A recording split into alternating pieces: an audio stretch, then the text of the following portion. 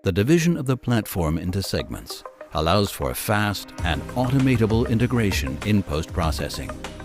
Finished printed objects can simply be transferred to the subsequent production chain.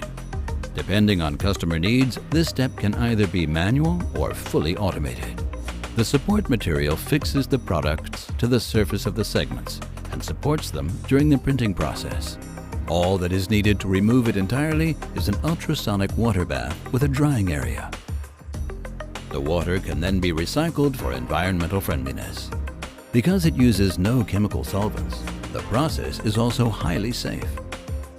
The support material dissolves in the water bath as the printed parts sink into the catch basin.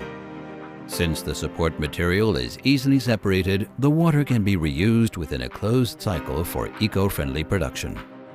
The dried products are then sorted, packed, and delivered, or can continue their journey along the production chain.